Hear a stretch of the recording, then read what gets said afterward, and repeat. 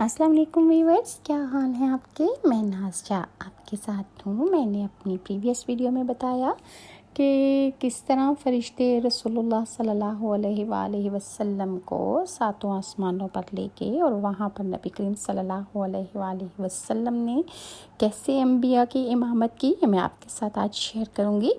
ایک روایت میں ہے کہ حضرت جبرائیل علیہ السلام مقام صخرہ پر تشریف لے گئے۔ آپ نے اپنی انگلی سے اس میں سوراخ کر دیا اور اس سے براق کو باندھ دیا اور مسجد کے اس دروازے سے داخل ہوئے جس میں سورج اور چاند مائل ہوتے ہیں۔ پھر حضور صلی اللہ علیہ وآلہ وسلم اور حضرت جبرائیل نے 2 رکعت نماز پڑھی۔ تھوڑی ہی دیر میں بہت سے لوگ جمع ہو گئے۔ نبی کریم صلی اللہ علیہ وآلہ وسلم نے تمام انبیاء کو پہچان لیا۔ کوئی حالت قیام میں، کوئی حالت رکوع اور کوئی سجدے میں تھا۔ پھر مؤذن نے اذان کہی اور جماعت قائم ہو گئی۔ تمام انبیاء کرام صف بستہ امام کے انتظار میں کھڑے ہو گئے۔ حضرت جبرائیل امین نے نبی کریم صلی اللہ علیہ وآلہ وسلم کا دست مبارک پکڑا اور آپ کا ہاتھ پکڑ کر آپ کو سب سے آگے کر دیا۔ حضور صلی اللہ علیہ وآلہ وسلم کو نے 2 رکعت نماز پڑھائی۔ حضرت کعب رضی اللہ عنہ سے روایت ہے کہ حضرت جبرائیل علیہ السلام نے اذان کہی، آسمان سے فرشتوں کا نزول ہوا، اللہ تعالیٰ نے تمام انبیاء اور رسولوں کو آپ کے لیے جمع فرمایا۔ پھر نبی کریم صلی اللہ علیہ وآلہ وسلم نے فرشتوں اور رسولوں کو نماز پڑھائی۔ جب آپ وہاں سے واپس ہوئے، حضرت جبرائیل علیہ السلام نے فرمایا کہ اے محمد صلی اللہ علیہ وآلہ وسلم، آپ کو معلوم ہے کہ آپ کے پیچھے نماز پڑھنے والے کون تھے؟ آپ نے فرمایا نہیں۔ جبرائیل بولے سب کے سب نبی تھے اور اللہ نے انہیں بھیجا تھا۔ اور حضرت ابو ہریرہ کی حدیث میں ہے کہ آپ نے ارواح انبیاء سے ملاقات کی، انہوں نے رب عز و جل کی تعریف و ثنا بیان کی۔ چنانچہ حضرت ابراہیم علیہ السلام بولے تمام خوبیاں اس اللہ کے لیے ہیں جس نے مجھے اپنا خلیل بنایا، ملک عظیم عطا فرمایا اور مجھے امت وسط بنایا جس کی پیروی کی جائے، مجھے آگ سے بچایا اور اسے میرے لیے ٹھنڈی اور امن و سلامتی کا ذریعہ بنا دیا۔ پھر حضرت موسیٰ علیہ السلام نے اپنے رب تعالیٰ کی حمد و ثنا بیان کی۔ تمام خوبیاں اس اللہ کے لیے ہیں جس نے مجھے شرف ہم کلامی سے نوازا، جس نے فرعون کی ہلاکت اور بنی اسرائیل کی نجات میرے ہاتھوں میں رکھی اور میری قوم سے ایسے افراد بنائے جو حق کی اتباع کرتے ہیں اور حق کے ساتھ عدل کرتے ہیں۔ پھر حضرت داؤد علیہ السلام نے اپنے رب کی تعریف و توصیف بیان کرتے ہوئے فرمایا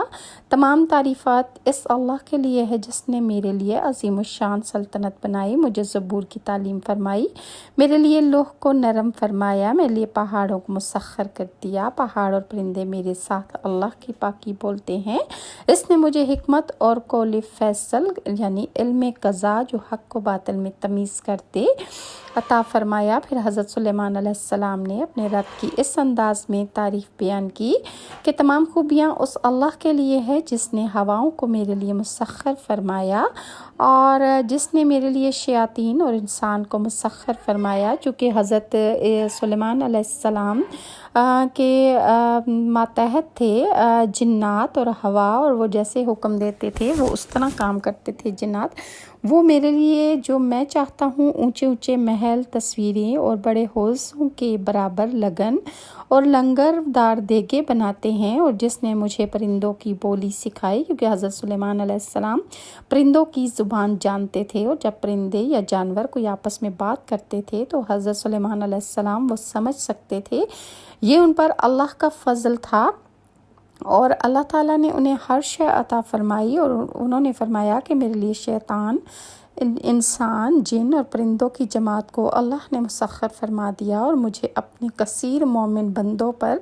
فضیلت عطا فرمائی اور مجھے ایسی عظیم سلطنت عطا فرمائی کہ ویسی میرے بعد کسی کو نہ ملی ہوگی، اور میری سلطنت کو پاکیزہ سلطنت بنایا جس میں کوئی حساب اور سزا نہیں۔ حضرت عیسیٰ ابن مریم علیہ السلام نے اپنے رب کی تعریف بیان کرتے ہوئے فرمایا تمام خوبیاں اس اللہ کے لیے ہیں جس نے مجھے اپنا کلمہ بنایا اور میرا معاملہ حضرت آدم علیہ السلام جیسا بنایا، یعنی انہیں اللہ نے مٹی سے پیدا فرمایا، پھر ان سے کن فرمایا اور مجھے کتاب و حکمت اور تورات و انجیل کا علم عطا فرمایا اور مجھے یعنی کہ بغیر باپ کے اسی طرح پیدا فرمایا جس طرح اللہ تعالیٰ نے حضرت آدم علیہ السلام کو پیدا فرمایا تھا، اور مجھے اس نے ایسا بنایا اور مجھے اتنے انعامات سے نوازا کہ میں کوڑیوں اور سفید داغ والوں کو صحیح کر دیتا تھا، اور حکم الہی سے میں مردوں کو زندہ کر دیتا تھا۔ اس نے مجھے آسمان پر زندہ اٹھا لیا اور مجھے اس نے پاک فرمایا، اور مجھے اور میری والدہ کو شیطان مردود سے اللہ تعالیٰ نے محفوظ رکھا، چنانچہ شیطان مردود کو ہم پر قابو نہیں۔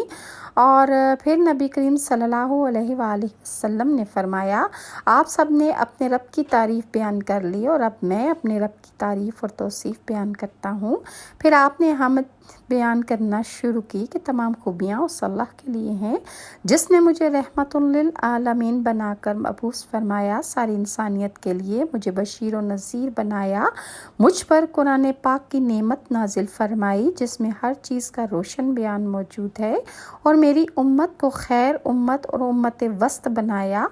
اور اولین و آخرین کو میری امت سے بنایا، میرے سینے کو کھول دیا، مجھ سے میرے بوجھ کو دور فرمایا، میرے ذکر کو اس نے بلند کر دیا۔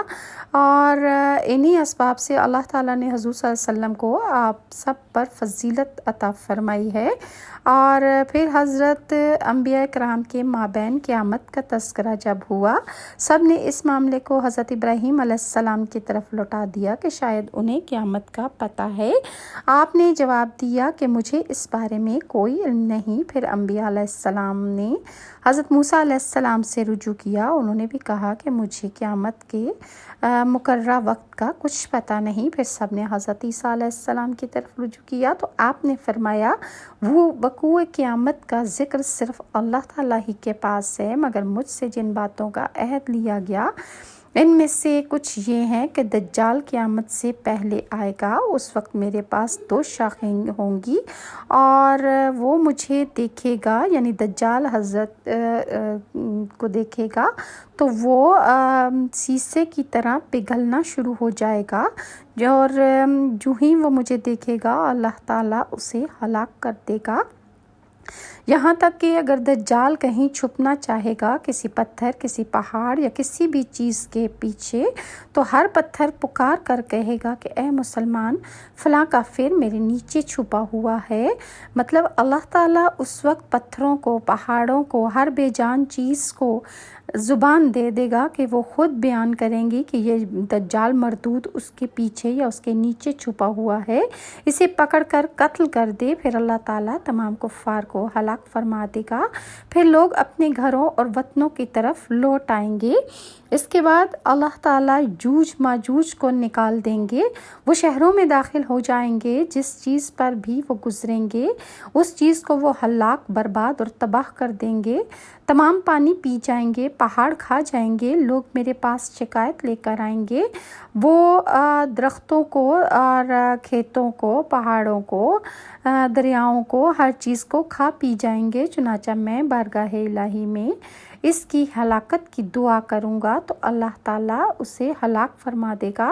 جب میں اس کے لیے دعا فرماؤں گا تو ان کی گردنوں میں اللہ تعالیٰ ایسے کیڑے پیدا فرما دے گا کہ جو کیڑے ان کو کھانا شروع ہو جائیں گے، اور ان کیڑوں سے یاجوج ماجوج کی اموات واقع ہو جائیں گی، یہاں تک کہ ان کے مرنے کے بعد زمین میں اتنی بدبو بھر جائے گی اور اتنی لاشیں اور تعفن پھیل جائے گا کہ سانس لینا مشکل ہو جائے گا۔ پھر میں اللہ تعالیٰ سے دعا کروں گا تو اللہ تعالیٰ آسمان سے ایسے جانور، پرندے نازل کرے گا جو ان کو اٹھا کر لے جائیں گے، اور پھر اللہ بارش سے تمام زمین کو دھو ڈالے گا۔ اور میرے رب نے مجھ سے یہ عہد بھی لیا ہے کہ جب یہ معاملات رونما ہو جائیں تو قیامت اس طرح قریب آ جائے گی جیسے وہ حاملہ جس نے اپنے ایام حمل پورے کر لیے ہوں اور اسے علم نہ ہو کہ ولادت صبح ہوگی یا شام، اسی طرح یہ وقت قیامت کسی کو پتہ نہیں ہے۔ مزید نیکسٹ ویڈیوز انشاءاللہ میں آپ کے ساتھ شیئر کروں گی، اور اگر آپ کو میری ویڈیوز اچھی لگتی ہیں لائک اور سبسکرائب ضرور کیجیے۔ ناز کو اجازت دیں، اللہ حافظ۔